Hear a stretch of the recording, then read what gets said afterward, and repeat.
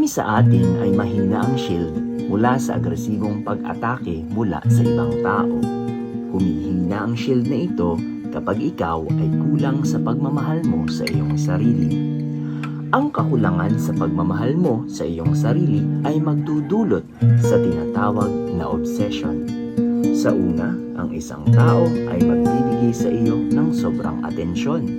Kakatuwaan mo ito, in-nurture mo ang atensyong ibinibigay sa iyo sa pamamagitan ng texts, pagpuna sa iyong mga damit. Bubusugin ka sa pagpuna sa galing mo sa mga gawain kung saan ka talaga namang magaling. Maaaring ang pagbibigay sa iyo ng atensyon ay pagmamahal o kaya ay bunga ng narcissistic tendency ng isang tao kung saan mas mahalaga sa tao na ito na makuha sa iyo ang favor na gusto. Kung talagang pagmamahal, swerte mo, nakalaunan ay maglalaho rin sapagkat darating din ang araw na ikaw ay magiging overdependent sa tao na ito, nakalaunan ay magiging tila toxic na sa paningin niya. Subalit, kung sa narcissistic tendency, malalagot ka dito. Sapagkat pagkatapos makuha ang favor na ibinigay mo, bigla na lang magiging malamig ang tao na ito. Dito magsisimula ang pagkawala ng atensyon sa iyo. Kung dati ay araw-araw ang mga papuri, ngayon ay mawawala na. Hahanapin mo na ang texts, ang mga panunukso na ikinatutuwa mo, at sa absence na ito, ma-obsess ka sa tao.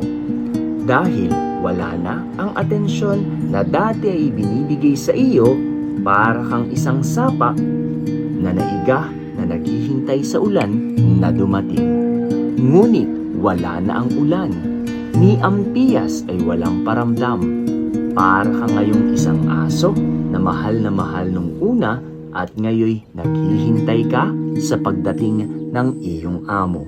Subalit wala na, di na siya dadating. Maaawa ka sa sarili mo, subalit wala kang magawa. Patuloy kang naghihintay at sa paghintay mo'y naglalaban ang isip mo sa kung anong nagawa mo. Sinisisi mo ngayon ang sarili sa maaaring salita na nasabi mo. Iniisip mo kung sincero ang care ng tao na ito o ginamit ka lang. At syempre, mananaig sa isip mo na may care talaga ang tao na ito sa iyo. Magmamakaawa ka para siya'y bumalik. Ngunit wala na. Ang atensyon na palagi mong inaasahan ay nawala na dahil sa kakulangan ng pagmamahal mo sa iyong sarili. Hahayaan mong masaktan ang sarili mo. Hahayaan mong sisihin mo ang sarili mo dahil sa nangyari. Sa kakulangan mo ng pagmamahal mo sa iyong sarili, pababayaan mo ito hanggang sa magkasakit. Di mo na nanaising mabuhay sapagkat tuluyan mo nang idinipende ang buhay mo sa taong naglaho na. Tila wala nang kontrol sa buhay mo. At dahil wala na siya, pakiramdam mo'y wala nang saysay ang buhay mo. At ito ang nagdudulot ng sobrang pain. Pain, masakit diba?